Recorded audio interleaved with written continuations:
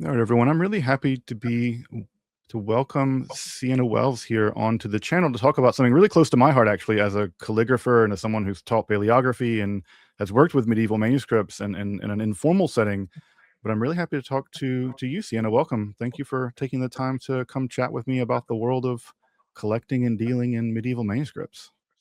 Thank you so much for having me. I'm very excited to delve into everything medieval. So, It's a really cool world. I mean, the channel has a lot of antiquarian books, but these are really the OG antiquarian books in many ways. So it's like you can really flex on people. You're like, oh, that's a nice 16th century. Oh, you have incunables. That's cute. Um, so you can really flex on people with, you know, this is a Unschuld manuscript from the 8th century or something. But yeah, could you introduce yourself and tell us a little bit about you and kind of your journey into the world of medieval manuscripts?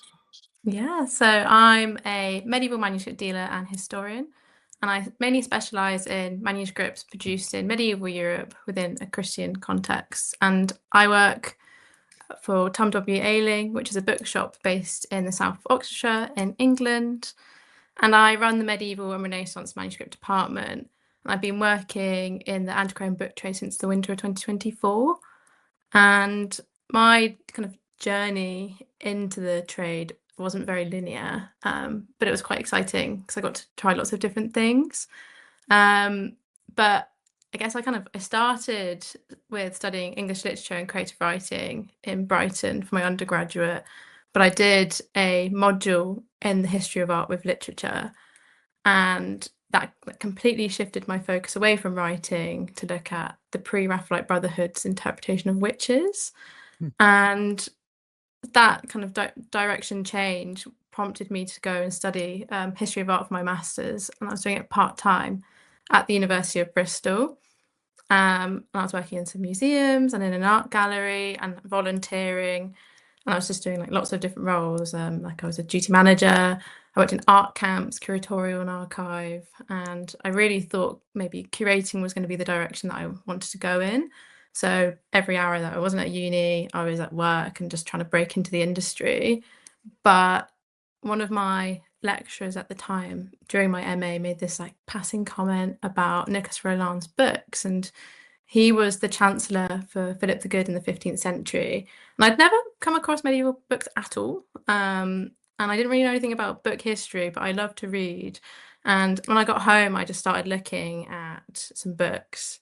And I didn't know what I was looking at, but there was just something so magical and so enchanting about them.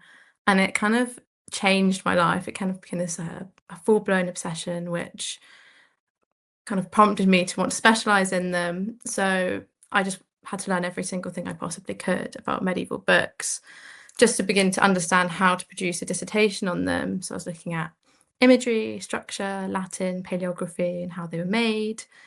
And and then I did my dissertation on a book of hours that was owned by Nicholas Rolland, and it lives at the British Library at the moment.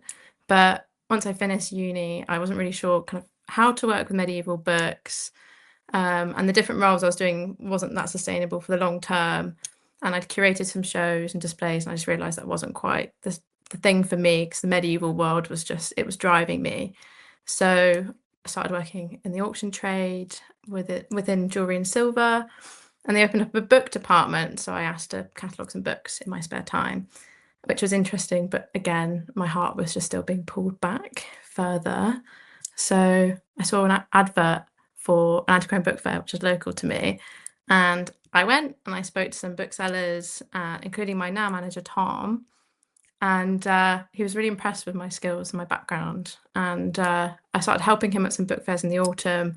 And by the winter of 2024, he offered me a job. So when I started working here, I was just really determined to work with medieval books.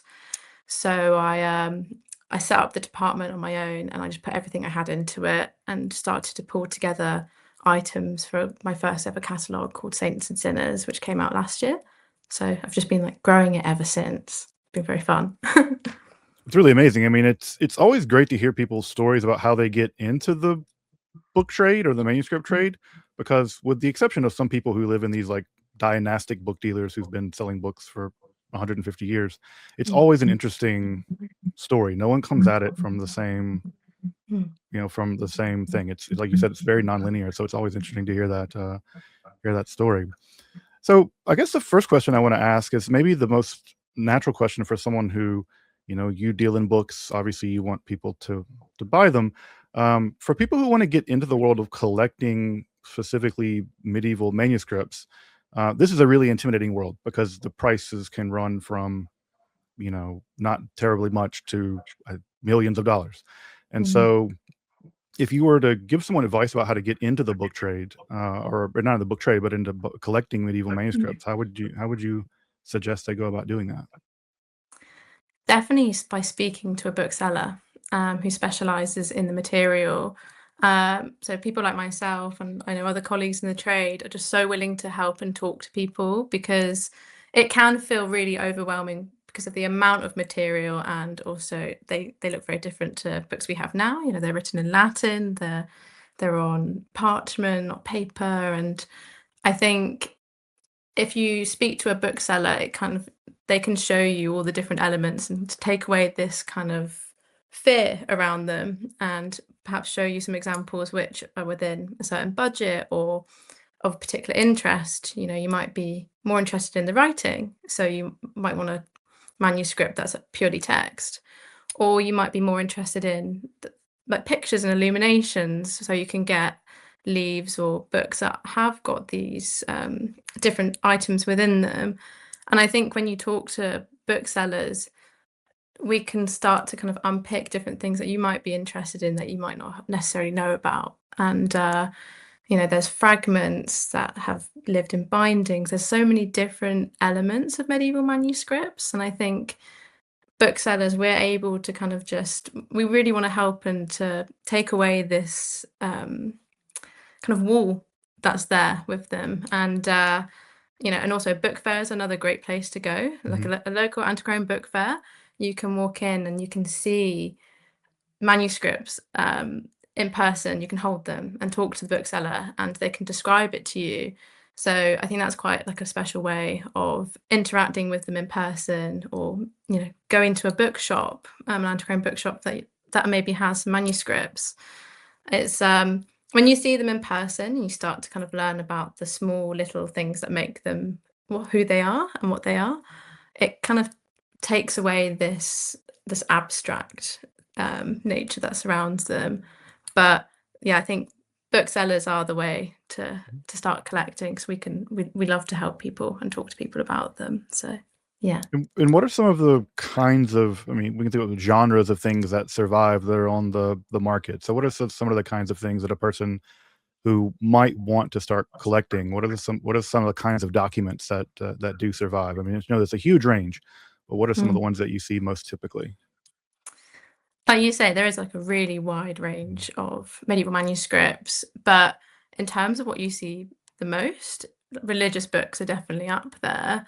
And particularly with early productions of medieval manuscripts, was mainly within a monastic environment for the use of the church. So we have lots of texts being produced to do with religion. And then as it kind of developed and the commercial book trade started, it exploded even more because there was desire for personal prayer books to be owned. So those are the ones that have survived in great numbers, and you see them across the market, and they can range from individual leaves to full prayer books, like books of hours. And again, they're still really, really fascinating, because you can learn so much about somebody from their prayer book, and they can be beautifully illustrated. And yeah, you do see quite a lot of deeds as well, like land deeds, which I think are really interesting. I love deeds of just like kind of medieval ephemera, basically, something like that. Exactly, because you get the names of people, and you can find like the lane, or if it's somewhere local to you. That's so exciting. I've been working on some deeds recently, and it's just, you kind of get a real sense of I don't know, that person existed, and it can feel again like a way into medieval manuscripts, because it's like, oh, it's a person rather than something that might feel a bit more abstract. So yeah, deeds and religious texts are definitely prominent in the trade. Yeah, and I know that some people have asked me, like, and I would love to get a medieval book of magic. And I'm like, the odds of you finding that are slim to none. I mean, those books were Yeah. actively hunted. Have you ever come Mhm. across any sort of astrological works or magical works or anything like that? I know that they're extremely rare to market, but you never know what crosses people's desk. They are really rare to market. I actually haven't. It's something that I would love to. The main things I get are religious works or law texts, but I've done like research before on kind of more magical texts, like the Devil's Bible, which has kind of it's got a couple spells in it, and it's Mhm. like the biggest medieval manuscript that's surviving now. But Codex Gigas. yeah, it's so I've kind of I've researched them, but I haven't had any come across my desk yet. So Yes. maybe Hey, you someday. never know. You never know. I would love it. Um, and sort of walk us through a medieval book when you have a medieval book in your hands. And I know that you have some on hand, literally. But Mhm. if you were to showcase one or sort of look at one, what are you actually looking at? Because I think a lot of people, again, part of what's intimidating about medieval books is they're really not like modern books. They're very Mhm. unlike modern books. And so, what are you actually holding in your hand typically if you have, say, a book of hours or something like that? So in terms of like the actual book itself, I've actually got an example. So this is a book of hours here, and it's a tiny, as you can see, personal prayer book, and its size really kind of gives its purpose away because it is meant for one person to hold in their hands and use daily. But medieval books, I guess we can look at material first. They are made from organic materials, from like the natural world. So the pages of this book have been made from parchment, and parchment is animal skin. And another term that is used is vellum, and that is a specific animal skin, which is calf. But sometimes you might find goat or sheep. It just really depends what has been farmed in that area. And inks have been used inside. So if I open it up, you can see, there we go. The writing, all the inks and everything inside has been completely made by hand. And the primary ink that's used for medieval books is iron gall ink, Mhm. which was created using like tiny oak galls that grow on oak trees. And it's kind of where a gall wasp will lay an egg on the bud of a branch of a tree, and the tree reacts and grows a sphere around the egg. And once the wasp has developed, it will kind of bore a hole and escape, leaving this kind of hard oak gall. And if it's crushed and infused in water and mixed with ferrous sulfate and ground up with gum arabic, it makes a pigment. And as you can see, this medieval manuscript is over 500 years old, and the text is still incredibly legible. So it's a very strong pigment, but It's so yeah, strong you can everything. eat through the pages sometimes. I've seen manuscripts where the Eingal has just all that's left is sort of a shadow, like a negative image of Mm, images or letters and things like that. So it can be it can attack the medium actually. yeah, exactly. And it is yeah, there's some manuscripts that have come through in my office where you can literally just kind of see where it's eaten away at the parchment over the centuries. And for this one, it hasn't. So yeah, it pigments is something that's really, really interesting. And I think because, everything to do with this book is done by hand and carefully and over time.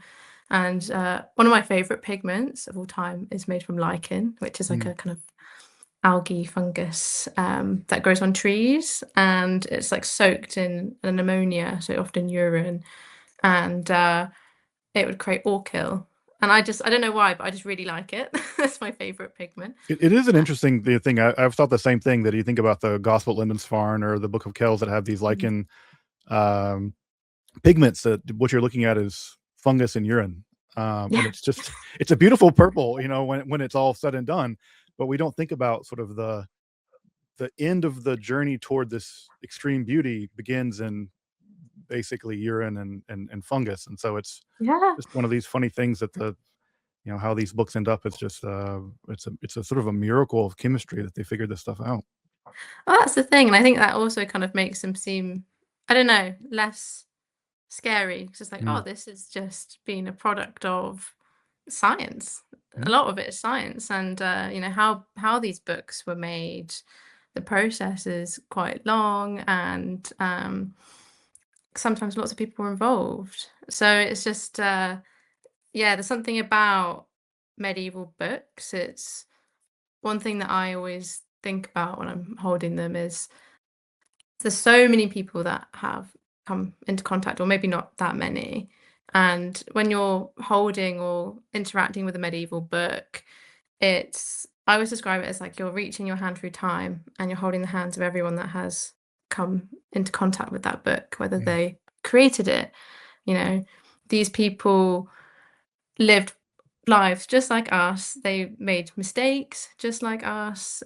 You see spelling mistakes all the time in books, and they would have perhaps been told off at work if they've made a really serious mistake and then gone home and complained to their loved one, been like, "Oh no, I've spelled something wrong, or I've missed out a whole passage and I have to rewrite it, and it's so expensive because all the materials." So it's just yeah, I think the people and the material of it, when you start to kind of look beneath what you're seeing, it makes it so human and so special. mhm, Particularly the Book of Hours, that's like mm. my favorite. No, I love, Irish monks will often leave these, like, scathing commentaries at the end of some Bible manuscripts that, "I worked on this for 6 months, and my back hurts, and my stomach hurts, and my hands are Yeah. numb from cold, but thank God it's done. Thank God, thank God." And you like and for me, you see this beautiful calligraphy and this beautiful gold illumination. It like you said, it kind of hides the human, but, you look at the colophon in the end, and it's you Mm. know, I, Ethelbert, copied this out and it made my back hurt. And you're like, I see you, Ethelbert. Literally. I totally, yeah, as a Yeah, calligrapher, yeah. I'm on team Ethelbert. I know what it feels like to be hunched over a thing and, copying things out.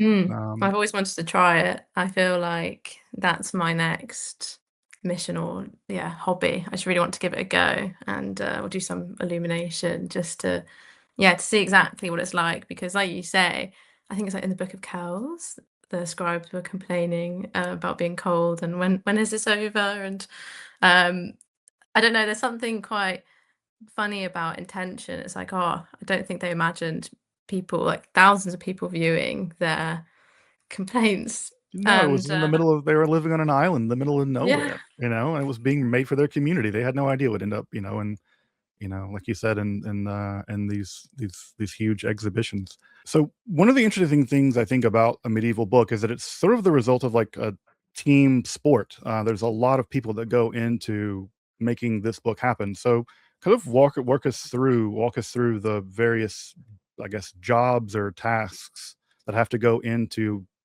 be happening in order to get an actual medieval book out of the deal. Yeah, yeah. So it's an interesting thing because yeah, so many hands, and there's some hands that are involved in the process that people don't think about as much. So the kind of the beginning of making a medieval manuscript is to create the leaves, the pages of the book, and that would be through a parchmenteer.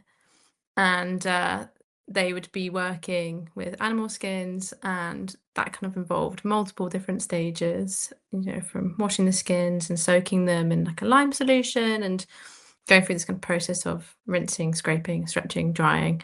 And then that was one job. um, and also a very smelly, not very nice one to do either. It would take a long time, but important one. And the sheets would be kind of folded, cut up, and ruled.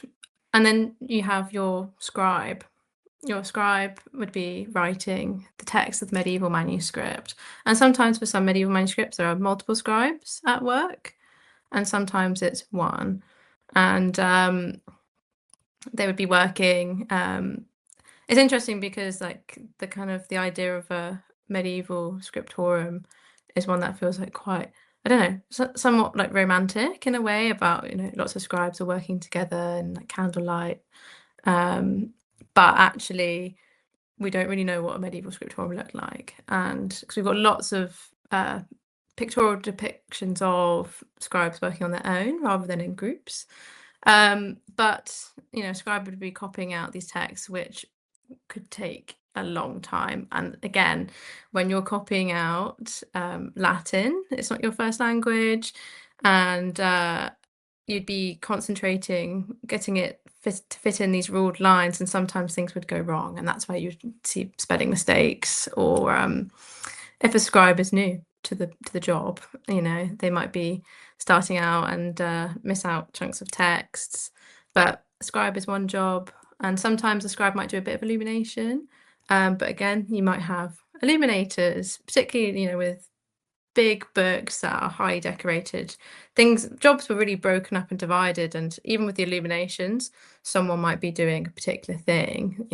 If it's within this kind of more collaborative setting, like someone who leads a workshop might be doing the most difficult or challenging parts, and then someone else who's an apprentice or learning might be working on the borders of a manuscript. And because manuscripts are in kind of sections, people could work on these books at the same time. So a scribe could be copying out the text, and then for one where the text is completed, an illuminator might be working.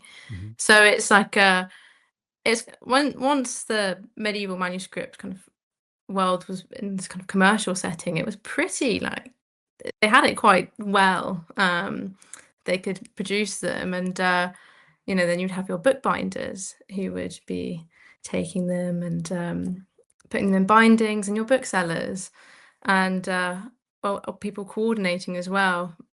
Who is going to be working on these books? Is it a special commission that someone wants? It's not this kind of it certainly became more and more kind of collegiate as time went by, because it increased the pace, made it quicker when it was commercialized. And that's also something that I really like, is the idea of just multiple people working on something. And because medieval books are so beautiful, it's like, there's so many stories that are attached, and lives, people who've experienced things. So yeah, lots of people.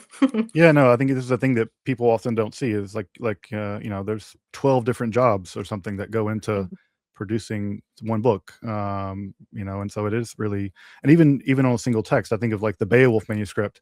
When I've taught paleography, I often give my students the page where the second scribe takes over, and you can see that the first scribe has a very sort of, their hand is very, it's classic insular hand, it's very quick and it's very modern. But the scribe that takes over to do the second half or the second scribe, archaizing hand, it's a much more like older hand. And so there's a sense of like there's a younger scribe starting it, an older scribe completing it, and you're like, and you can literally see the line break and the text change in the Beowulf manuscript. And so it's just, like you said, it's something about that process that's very humanizing, that these aren't, this is not abstract. This is literally someone's handwriting you can see, and you can see it changed halfway through the manuscript.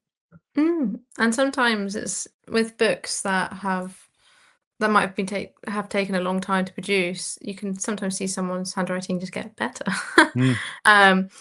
So it's really nice, and everyone's kind of got their own ways. Like when I've worked on land deeds, there's like certain kind of quirks. You kind of feel like you really get to know someone a little bit, which is quite nice, through their handwriting, because handwriting itself is quite an intimate thing. It's very, as much as the standardized styles and things, as everyone's got their own little something that you can glean, which is nice.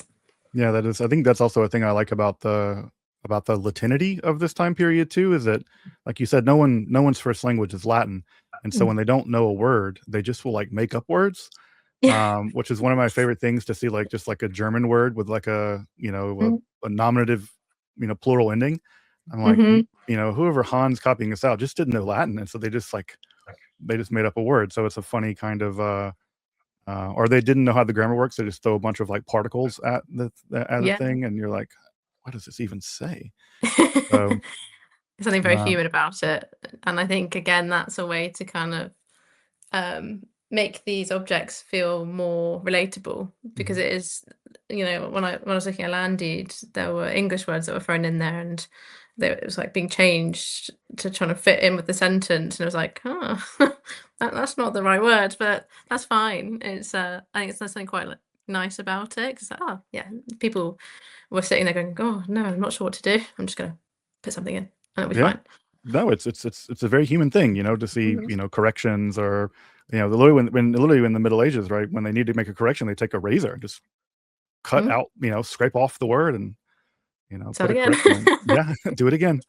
I mean, what do we know about the life of a scribe? What was it like? Again, this is sort of we think of scribes as being sort of a very high end, highly skilled, highly Mm. decorated job, but in many ways, it was a job. Mm. And you worked long hours and, um, uncomfortable physical positions. It was a physically demanding job, and we It know that there were was. both men and women involved in this. It's famous writers like Christine de Pizan and Hildegard of Bingen who were also writing at the time. But what do we know about the life of a scribe at this time? I think it again, it's that kind of I think when people think of a scribe, it's quite like it can feel quite romantic, candles and quiet room, just working peacefully. But it was long. It was hard and long, and it was like you say, it's very labor intensive. You're copying texts in a language that isn't your first language, and the spectrum of knowledge of Latin would have varied from scribe to scribe, Mm, and you were working at a pace, trying to get it done, also trying to make sure it fit in the pages. Sometimes margins are more generous, and sometimes it's not. Sometimes it's really small, and you're trying to make sure it's consistent. So it's quite a lot of strain on both your back, your hands, and your eyesight. oh yeah, we Glasses see some are books have medieval spectacles. yeah, And I love the so books that have fun. the skeptical thing built into them, where Yes. um, Yeah, the little pocket. No, so yeah. useful. Oh, I wish I could do that now with my books. I lose my glasses all the time. So it's yeah, it's before glasses were invented, that must have, been quite a strain on your eyes because lighting as well. Obviously if it was raining, or a cloudy day, you still need to do your work. So it's just trying to adapt your conditions and with the kind of complaints that you find in medieval manuscripts, it's how they're tired and they're cold, and the winter months wouldn't have been very forgiving, perhaps shorter hours, but some hours could be quite long trying to get everything sorted. And if you're working for a commission, there's that pressure of trying to Mhm, get this done. So I guess yeah, it's not quite as peaceful as I think it can be thought of. But again, I think they would have fun. That they are people. There's arguments about the little creatures that you see in medieval manuscripts about why they're there, and it's like, oh, some of them are probably just doodles. mhm. Particularly ones that you can find right in the lower margin. It's like a little The sketch the or knights over a the knights fighting catchword. the snails. Exactly, and things like that. It's I think people did have fun too. It's Mhm, like any job, you enjoy it, and a scribe in the early medieval period, if they're working in a monastery, a monk or a nun, would have had probably other jobs that they needed to do. So it was kind of something that they wouldn't be doing all the time, possibly. But if you're a commercial scribe, you're working and you're getting it done, because there's the incentive of being paid.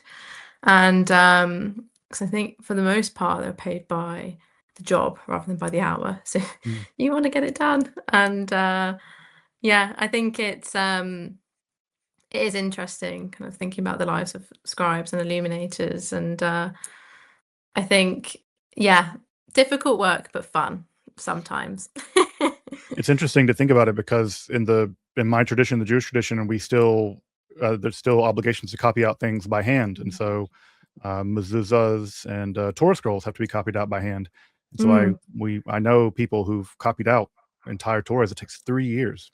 wow. It's a very laborious process, and there's very strict rules about if mistakes get made and things like that. So Mm. it's sort of funny that at least in the Jewish world, you still see scribes alive and well, and you talk to them and they complain about their job. They're like, they have this very sacred job. They're like, yeah, but also like my back won't stop spasming. I have to take like Yeah. free leave or whatever to. Um, so again, it's the kind of thing where I think we think of them this sort of rarefied monkish spiritual vocation, but Mm. also like sometimes cats pee on your books, and Yeah. you know, there's like a great manuscript where like a cat like walked across it, Mhm. and it's Which just would have like a been really annoying. yeah, you did all this work, and of course, the cat's going to come and pee on Mhm. your manuscript or whatever. So Very cat-like behavior. So, yeah, that's the thing. I think you encounter things that happen in your day to day. You might spill something on your book, and it's like, oh my gosh, I've just spent ages writing that kind of choir out, and it's like, and I've spilled something on it. Or yeah,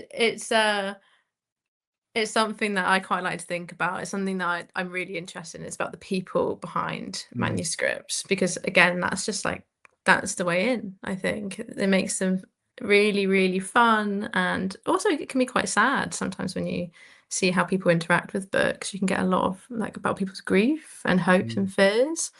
So yeah, there it's interesting. Yeah, and to go back also to sort of magical books, what is Mm. interesting often is in a lot of these books, because they're such prestige items, there are often curses put in at the Mm. beginning. Can you say a little bit? Have you studied many of these sort of book curses or? Um, I've done a bit of research into them because they are so cool, and I honestly think we should bring them back. Um, yeah, people would put curses in their books, and it's a way to kind of, I guess, fear people to not steal your books. It's these are expensive items in the medieval period, and particularly with like personal books, it would be so gutting if that was taken or lost. Mhm, So yeah, people would write these kind of curses. I don't know any off the top of my head, but some of them are actually really funny, and some of them are also really scary. mhm. And Or it's like let their it's entrails fall out and let them become yeah. blind, and God will curse them if they, because I mean these books. I mean, a book of hours like you had. I mean that's in the medieval period. It's like the cost of a car now. I mean these Yes. are extremely expensive prestige items, and Mhm. if someone were to, and that's imminently stealable given how small it is. Yeah, it Um, could just, that can easily fit in a pocket. it was designed to fit in a pocket, Mhm. or a girdle book or whatever. Yeah, get a And book. Mm. so yeah, it's I would someone stole my book of hours, I would also hope that God Yeah. cursed them. And also Yeah, this I've is another definitely. thing that in the magical world that people don't know is that a lot of magic is actually about recovering stolen items. And so it works Mm. both ways, that once the book gets stolen, then you go to the necromancer and say, "Hey, do magic and get my book back." Yeah.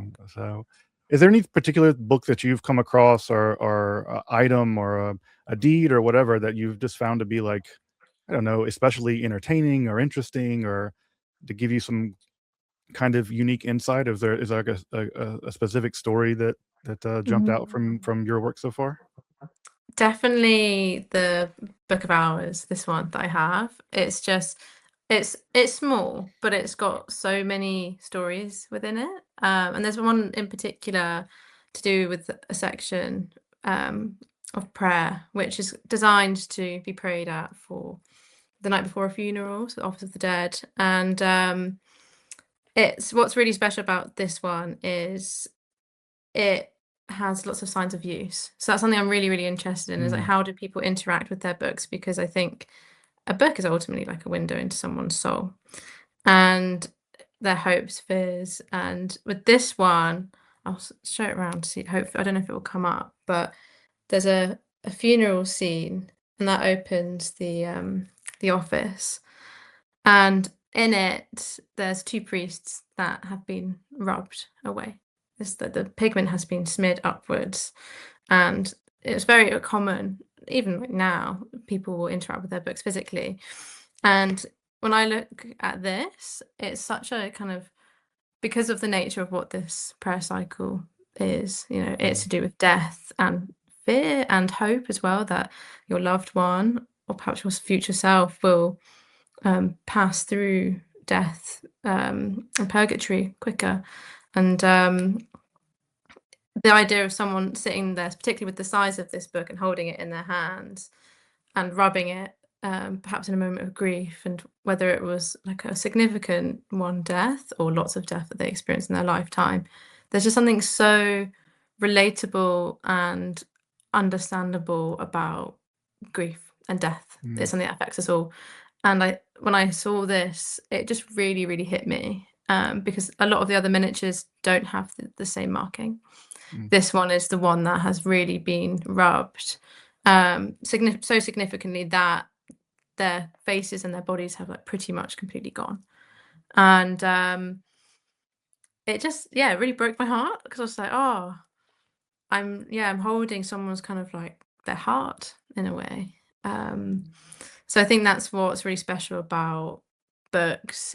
They're also portals, and you can learn so much about somebody through how they interact with their books. People, they kiss their books, they write in their books, they write book curses, or they write marriages, or their children's names, death, anniversaries, and it's just you don't always have the name of a person who owned it, but you can get a sense of them. And even if they lived quietly within their book, they still existed. And that also tells you something about them, because it's this kind of, oh, they didn't want to touch it. Maybe this was something that was this was an object to not be touched, but just to be held in a different way. So it's how people interact with their books.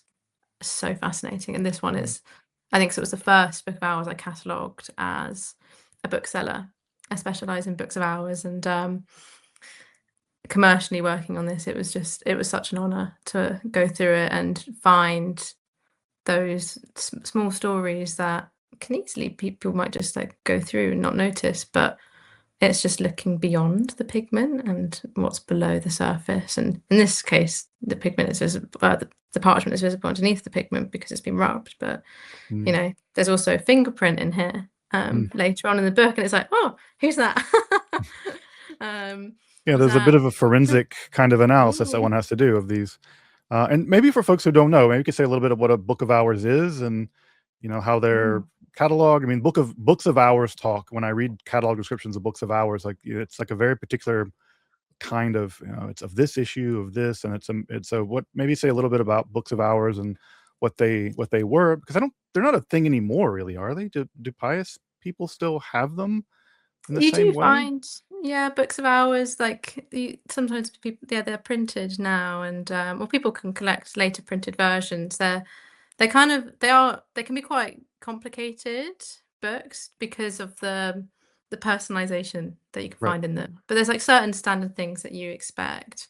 And in the medieval period, the Book of Hours was a medieval bestseller, because it was a book that brought the church into the home, and it really helped people to pray at home. And it was like a devotional manual for personal prayer, and it contains offices and religious texts called hours. So and each kind of office or hour is centered around a specific theme, such as the Office of the Virgin Mary, which was a really popular one during the medieval period. They loved it. And these can consist of like psalms, readings, and prayers. And it was a simplified version of the Divine Office, and it was adapted for everyday use, rather than for those who are just working with it within a religious context. So it's like it was a more simplified prayer book. And the hours refers to the specific times of day that were designated for prayer, and it would follow the daily structure of monastic devotion. So when you wake up in the morning to when you go through to night time. And they were very, very popular, particularly like from the 13th, 14th century onwards. And if you were going to have any book, it would be the Book of Hours, because it is one of those, it was just so popular. And I think people could add extra prayers into it. They could change the order slightly. You'd have a calendar at the front, which would help you work out what feast days were happening when. And different sections you'd pray to depending on what you needed from that day. And it's just something that's quite special. And some are very plain and will just have the text, and then some are really luxuriously decorated, and some are completely pristine, and some are really well thumbed and rubbed and kissed. So it's, yeah, really they vary a lot. But I think they're just such a special book, and that's the book that I started my medieval career with. So it has a really special place for me. Yeah, no, it's interesting that, the most common, the Book of Hours being very common in the Middle Ages, and also on the intellectual side was the most common book was Peter Lombard's Sentences, which Mm, no one reads that book anymore. mm, It's, and it's just interesting to think that, again, what every student having gone through university would have looked at Peter Lombard's Sentences. Now nobody looks at it unless you're a medieval expert. And so it's just mm, interesting what was being read commonly in the medieval world versus what is being read commonly um, now. mm. So, so it's again. Um, so, have you ever come across any texts where text has been written over, a palimpsest? Where have you ever come across any of those or studied those? These are some of my favorite Mm. texts that have survived, or maybe say a Uh, little bit about those kind of books. Yeah, so they're really interesting. I haven't actually worked with one personally, but again, it's one of those things that, as a medievalist, I'm aware about, because they're so fascinating. It's like literally treasure. um, so it's when the original text has been erased, and so the parchment could be reused. And because obviously every part of a medieval book, it takes a long time to produce, and parchment, it's really hardy, and it's like, oh, you don't want to waste it. It's a form of recycling essentially. So it could be reused for writing a different text. And it comes from the Greek palimpsestos, which means like scraped again, and the original ink on the parchment would be removed, usually with pumice, and reused and overwritten.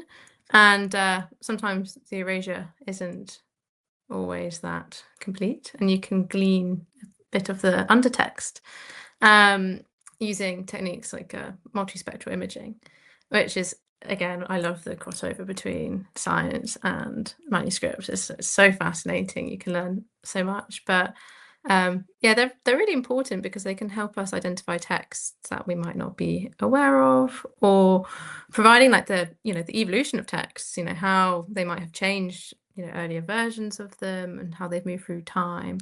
But yeah, I've done a tiny bit of research on them not that long ago. I was looking at the Archimedes Yeah, palimpsest, I was going to and I say was that like, we've recovered a whole thing of yeah. Archimedes from a palimpsest.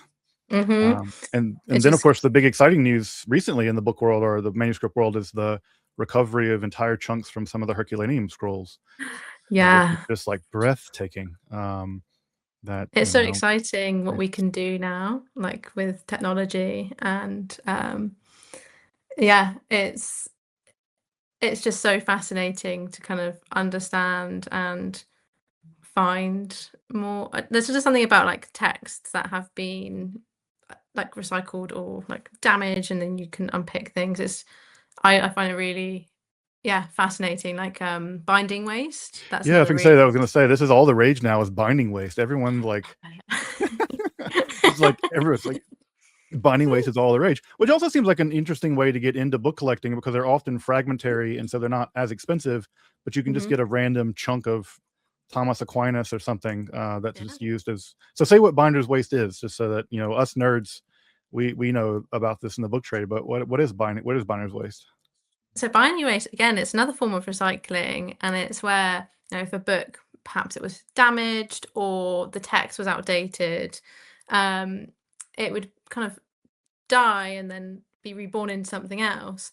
And so it'd be taken from its original book, or perhaps it was broken. It would be given to a bookbinder, and often what they would do is they would cut it up or manipulate it in some sort of way to form part of a book binding. So sometimes that's like the covers of a book, can be medieval manuscript waste, or it can be the kind of the fly leaves. So they're the kind of pages before a book starts, because parchment is so hardy for printed books.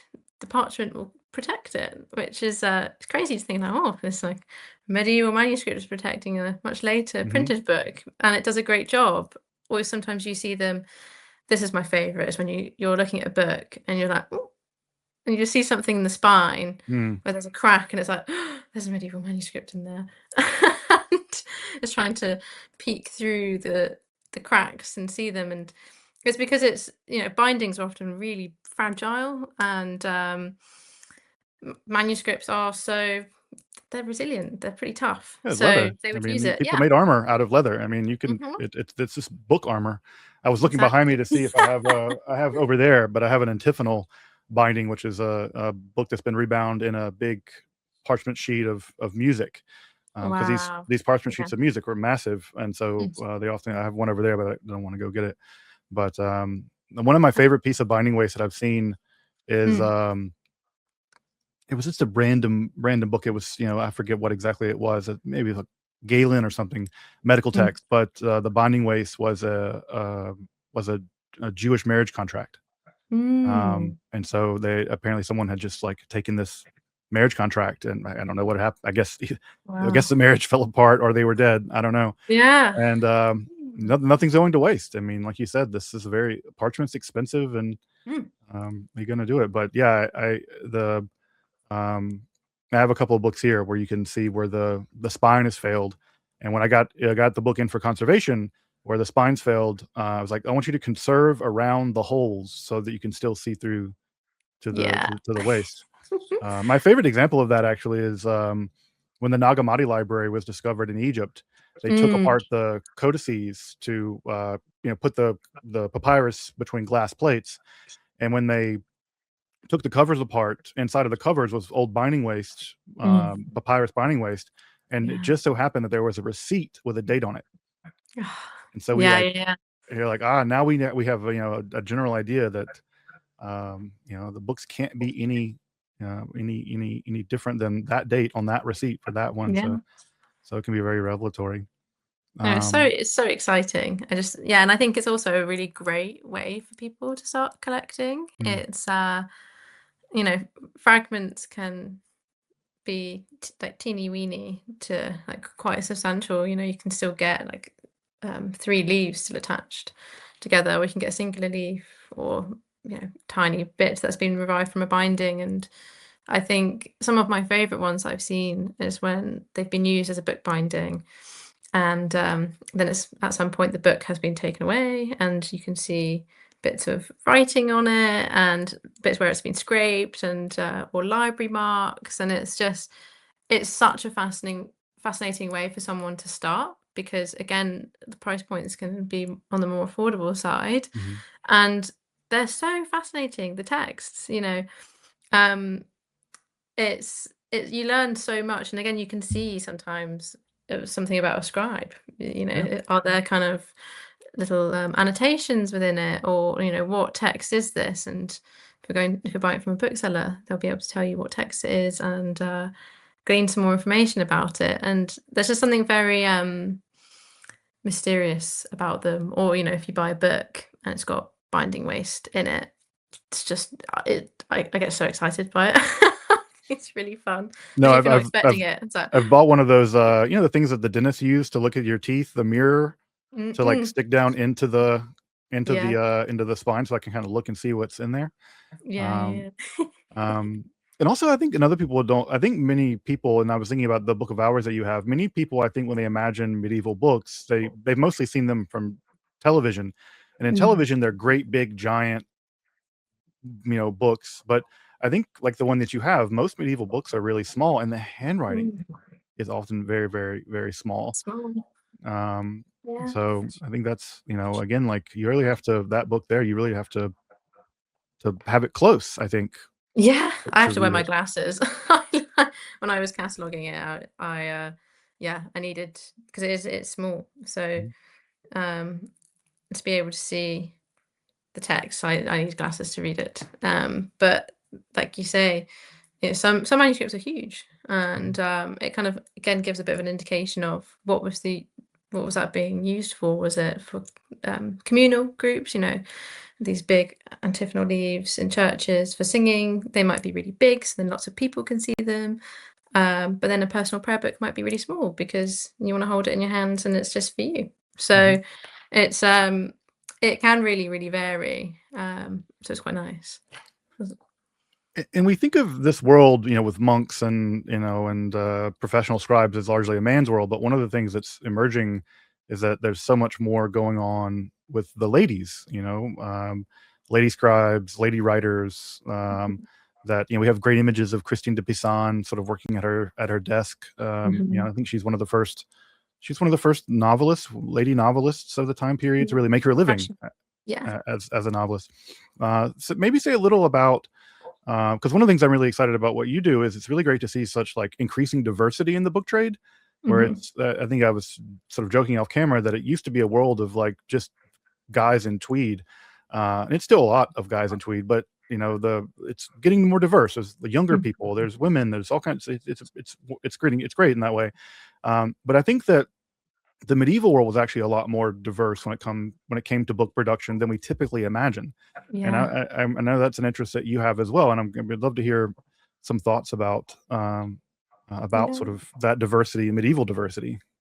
Yeah, this is something that means so much to me as a woman in the book trade, because there were women in the medieval book trade and it feels really special to be carrying on that tradition. But there is this perception that men were the makers of medieval manuscripts, particularly when there's an unnamed scribe or illuminator. People tend to assume it was done by a man, but that's not always the case. Women existed as scribes, illuminators, book traders, runners of workshops. And one kind of big piece of evidence that we have for this is through colophons, and they're kind of typically they can be left at the back of a manuscript, which can sometimes supply information or just a bit of information about the scribe. And I think it was last year the University of Bergen did this amazing bibliometric study, and I think they gleaned at least 110,000 manuscripts were copied by female scribes, of which 8,000 should still exist.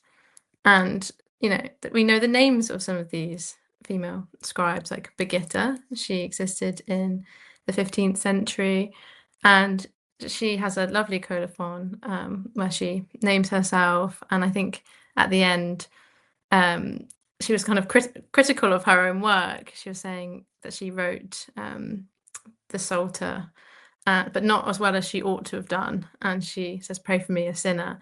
And it's things like that that are now starting to be researched more and looked into. And you can sometimes identify a female scribe by how they refer to themselves, whether it's scriptrix, which is female scribe, or soror, which is sister in Latin. But another area that is really, really telling for us is medieval guilds, which that was kind of how the book trade was regulated. And it gives us a real nice insight into the operations of the early book trade and to women's involvement too. And there's a nice example of the Guild of St. John the Evangelist. And in the 15th century in Bruges, it required anyone working in the book trade to join. And I think it was between like 1454 and 1500, like women made up a quarter of its members. Wow. And they were named apprentices, illuminators, and owners of workshops. And there was one woman called Christine Burns who was an illuminator, and she was the head illuminator of a workshop. So was teaching people, apprentices, how to paint.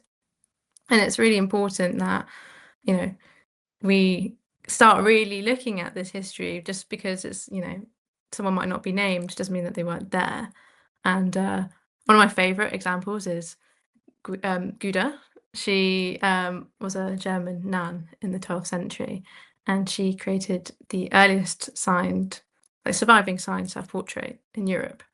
And Wow. it's like, oh, I didn't know that when I was at university, and that's something I found out later. And it's like, oh, this is so interesting. And she put her name. She painted this illumination of herself and put her name, saying like Guda, a sinner, wrote and painted this book. And it's things like that which is really special. And it's not just illuminators and scribes; it's authors as well. And you've got women like Marjorie Kemp, who she wrote the earliest surviving autobiography written by women in English, and Christine de Pizan, who was the earliest professional female author that we know of. And I think it's just it's really, really, there's something really important about being like mindful, I guess, how we talk about people in the medieval period. When I was Mhm. at university, it was a lot of assumptions of, yeah, again, when someone wasn't named, it was he, particularly to do with illuminators. But it was that people, women were operating and, independently or with their families, and they were producing books, they were writing, and like Christine de Pizan, The City of Ladies is one of the most amazing Yeah, it's books. a fantastic book. Yeah, it's a piece of real Mhm. feminist literature, and it's something which I really, yeah, I find so important to talk about, because it's the thing that I think most people feel quite surprised about. Um, and as a woman in the book trade, and there are more women coming into the book trade, it feels really nice to be part of that long history, because Mhm. I'm on the commercial side, but I know people who create medieval style manuscripts, they illuminate now, and a lot of my friends are women. It's great. It's like, yes, we're continuing this tradition, Mhm. and women existed and they thrived. They did amazing things. So Yeah, it's yes. amazing. I mean, to think again that 25% of a guild being made up by women, that's a Mhm. substantial, and the Low Countries especially were huge in the manuscript production. I mean, there's entire Mm. style of Book of Hours that's unique to that region. So, Exactly. and then we think of these women authors like the Beguines who are, writing these mystical tracks, and someone has to be copying them, and it's their sisters. Mhm. These are sort of tight knit communities, and so yeah, I think you're absolutely right that we shouldn't assume things about the medieval world, and I Mm. think that at least in my experience, that every time that I studied the medieval world just past this sort of superficial like Games of Thrones version, it's like, oh yeah, it's actually much more diverse, much more complex, and much more rich than just a bunch of guys riding on horses and jousting and stuff. You're like, oh no, like Mhm. it's a great deal more complex, and unsurprisingly, in the book world, it would be complex, and so it's really lovely to hear that that history is getting told in a more in depth kind of way. Mm. Um, so what's a book that you've come across that's like, aside from Books of Hours, what's a text that you from history in general, so manuscript history, what's a text that you found fascinating or your favorite historical text? And you can't say the Book of Kells or something like that. You have to. Mm. Mm. Everybody's gonna be like, the Lindisfarne Gospels. I'm like, uh-huh, you cheated. That's fine. I think I really like Sir Gawain and the Green Knight Mm. as a book. I think um that text, I love it. Or actually, it's hard because all these manuscripts are now running through my head. Um, oh, actually, probably. Mm, This is actually a really hard question. While you're thinking, I'll say that the most spectacular medieval manuscript that I've ever gotten to handle was Mm, in the Rittman Library. I got to see the Rochefoucauld, one of the Rochefoucauld manuscripts before it went to sell at Christie's, and it had, I think, if I remember correctly, it was the oldest oldest mm, visual depiction of the Holy Grail, and it's like mm, gray and it looks like a big like a punch bowl, so it doesn't look at all like a chalice. It looked like a punch bowl, and I remember, seeing it and looking down. And this is before I think it sold in Christie's in 2008. There's a new mm. Grail manuscript also coming to Christie's, I think, soon too. There is, Um, yes. and but I remember looking down at that and thinking to myself, like there was sort of a like I don't know, that kind of feeling where you feel like you're gonna faint, kind of, because Yeah. you're like, I'm looking at the oldest picture of the Holy Grail in existence, and you kind of feel shaky at the knees a little bit. I don't know. Yeah. There's a power these books have, and Mm, I remember like seeing that and being like, oh, I need to catch myself. And mm. but yeah, The- and that kind of stuff is just really mind boggling. there's something very enchanting. I think Hmm. if I was gonna say a book, actually it'd be, I haven't seen one in person, but a quarter form book. They're so just, I think they're just so glorious and fascinating. Um, they're basically a heart-shaped manuscript. Mm, And I really like seeing manuscripts that are, a bit more, just something different about them. And there's a beautiful one, I think it's from the 15th century in France, that's got music inside of it. mm. And it's got really romantic decorations. And yeah, it's just something about a heart-shaped book. I would I would love a heart-shaped book. Imagine that on like Valentine's Day or something. It's just like something really romantic about it. And yeah, I quite like manuscripts like that, or the s- it is a book of hours, so it's cheating slightly, but it's a book of hours which the pages are black, All so the right. parchment has been dyed carbon black ink, and it's honestly one of the most visually striking It's like really things. gothic. Yeah, Like, it's they're like about there listening to Bauhaus and they're really mhm. super goth Book of Hours. It's Um, so the text is in gold. wow. And it's got lots of blue, and I've never seen anything like it. It's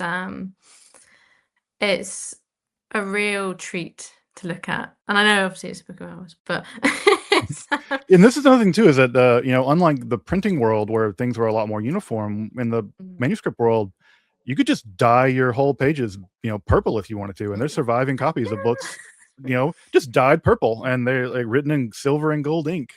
hmm. Um, which is just can you imagine the look on the scriptorium's face when the guy came in and said, "All right, I need you to copy this book out, but you need to dye it purple." Uh, Yeah, like what? That and um, write in gold. yeah. Be like, oh, be quite. I'd be quite stressed because I feel like that's such an expensive.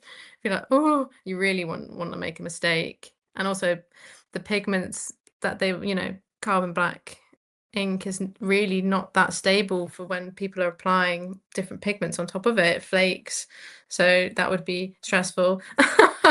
But I really imagine working on that. You'd be going home and like, you won't believe what I've been working on. And it'd be such a treat. So yeah, stuff like that. But I do like manuscripts to do with poetry and literature, um, and like to do with like the Mabinogion that we have now, Mm. like the White Book, and stuff like that. It's just, yeah, stories and how I think like folk tale and like the oral tradition, how it shifted into manuscripts as well. That's something I find really interesting. So Mm. like loads of cool, there's so many cool examples. It's just they're all pinging around my head. Which one to look out? Yeah, and this is a thing that I think people don't realize, is that, of the of what survives, which is a lot actually, it's like 1% or something of what Mm, was probably produced. Where when I think about something like, I don't know, Beowulf, that it survives in one manuscript mm, that, had and it burned. I mean, that whole manuscript caught fire. It was in a library fire. And just how lucky we are to have anything. Sometimes I feel the weight of my library looking at me, because I see all these voices of the dead all like clamoring, being like, you have no idea how lucky you are that you can just walk to a shelf and pull a copy of the Mabinogion down, or mm, Beowulf, or Sir Gawain and the Green Knight, and you're like, the only reason why you can do that is because an army of people spent generations mm, copying them. And so we're so lucky, mm. to have anything, and then so lucky to be able to, in some rare cases, even own Yes. a fragment of someone's life, which is just a real treasure. No, it's Um, very special, and I think I remember a scholar once said to me when I was first starting to handle medieval manuscripts, I was quite nervous, naturally. And he said to me, he was like, "Oh, these manuscripts are a lot older than you. They're wiser and older and have many stories, and they will, well, hopefully, would definitely outlive you." And I was like, "Ah, yeah." That made me feel a lot better. yeah, I think that Um, too. Sometimes I look at my books and I'm like, I won't look this good in 400 years. yeah. Like I'm what is it? This in Indiana Jones, right? It's like, we're passing through history. This is history. Yes, Yeah. So they time travel, and they are capsules of moments, and like both significant and loud, and then quiet and secret, and I collect myself, and I always look at my leaves, and it's like, wow, it's, I don't know, it's just something really special. Thinking, I just think about the people. That's what mhm. always draws me back in. It's the people, and it's like, how's that gotten to here? Even the manuscripts, sitting in this office, this book of hours. It's like, okay, this has lived so many lives and passed through so many people, and then it's ended up here. And sometimes we know, sometimes we don't. More often than not, we don't. And it's just something really special to think about how they've survived and the strength and the resilience that they've gone through and the stories that they hold. Yeah, and I So think that's what makes the book trade so wonderful, is that people like yourself and other book dealers that I know, they see themselves as stewards. These are everyone really has a very numinous relationship to these books in a way that they want to make sure that they find the right home. So it's not just about sort of a very mercantile exchange. It's you really want to shepherd these books through history, and I always find that emotional connection is something I find. I don't know if it's unique to the book trade, but there's something um, that I find really rewarding when I working with clients or working with people, is that there's a deep emotional connection to this material that mm. isn't just a trinket to be bought and sold. It's something to be shepherded and stewarded through time. Oh, hugely. I think it's I find my job quite emotive, both in the fact of working with these objects is emotional in itself, and because it's, amazing. These are fantastic objects with so much history and stories, and being able to be part of its life journey is Mm, something that means a lot, and it feels like a massive honor. And then passing that on to somebody, whether it's their first like fragment, manuscript, leaf, codex, to maybe their 50th if they collect. And there's something really special as a bookseller when you kind of recommend something to somebody, or you find something, you're like, oh, perhaps you might like this. What do you think? And seeing the joy and the excitement in someone's eyes, and that's how people would have probably felt in the medieval period when they go and collect their book that they've maybe commissioned or gone to a bookshop and bought a book, and they're like, it's just that wonder and that curiosity and being part of its journey. It's just so special, and being able to help people find things. It's mm. yeah, it's really No, it's magical. yeah, no, and especially when you're dealing with manuscripts, that it's an autograph. There's one. Mm, It's not like, I again, like I said, the medieval people can always flex on us people who deal in early printing, because they ran off 500, 600 copies of this book. That scribe made that one copy, yeah. or that copy at least is idiosyncratic to that production, in a way that in printing there is Mm. mass production. So it's a whole different animal. Well, Sienna, where can people find you? So I do a lot of work on social media, and I talk a lot about medieval manuscripts and to do with their history and like what they are. And so I can be found on like Instagram, TikTok, YouTube, and also email. And yeah, it's something I want to share these stories with people very widely, and also if people have questions, I love to like talk and answer them and help people and show people these amazing things. And I'll put the links in the description, folks, and in the comment below. So if you want to find Sienna, and if you're interested in starting to collect medieval manuscripts, I'm sure you'll be super happy to help people.